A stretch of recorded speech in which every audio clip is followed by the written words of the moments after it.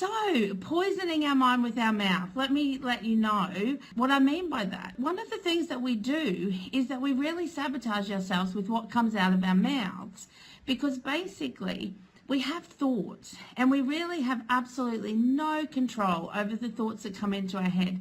What we do have control over is what we actually do with those thoughts. So the thoughts come into our head and then we can do a few different things with them.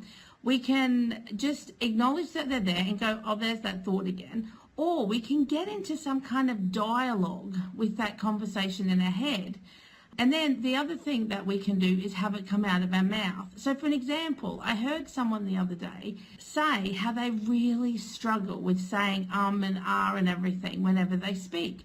And every single time that they verbalize that, they're sending back messages to their brain that actually they do struggle with it. So of course what's going to happen? They're going to continue to struggle with saying ums and ahs and everything when they're having conversations with people. And so what I would invite you to do when we start to have these thoughts is, oh, I'm not very good at that, or I shouldn't be doing this, or I'm not very good, or who do I think I am to do whatever it is. Then a lot of people sometimes try and fight with it. Or another thing people might suggest is that you flip it and then you create a positive conversation about it. So it might be like, I'm not very good at maths, and then you can say something positive yourself, like, oh, I'm really good at maths, I find it easy and I love it. And so for me personally, like for some people that works really great, and if it works great for you, go ahead and do that. But for me, what I think works the best is if you just kind of just acknowledge that the thought is there and ignore it. So you kind of think, oh, there's that thought again. And then you just move on and you don't give it any warrant and you don't actually talk about it either. So have you got some things that you say to yourself that you think, actually, like, that's not helping me? One of the other things I know I used to personally say is I would always say, oh, yes, I'm really stressed about that.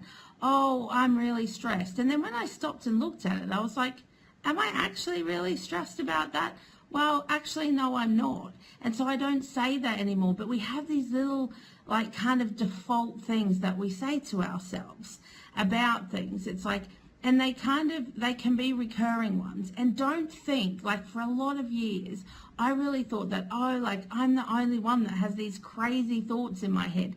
Everybody else's head is all sorted out, and it's just crazy old me over here that has these thoughts. But it's not true. Every single person, it's just how we're wired as human beings. Every single person has these thoughts about themselves.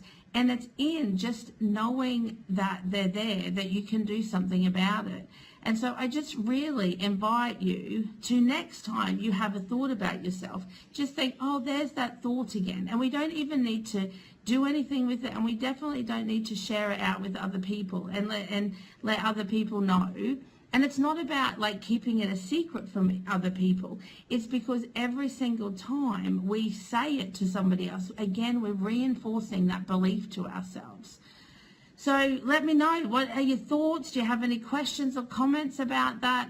I'd love to hear it. So just to recap, so whenever you have those thoughts, and quite often, funnily enough, we don't often have really lovely thoughts about ourselves. Like we don't do something and then go, oh, you're so wonderful, or that was really amazing what you did. You're such a great friend. They're not the thoughts we have. We have the, you're stupid. How can you think that you can do that? Or we're not very good at something. And so just, this is my little tidbit, and I invite you to try it on, and I would love to hear from you. Like after you've given it a go, you can find me on Twitter. I'm at Stacey the same as my Periscope.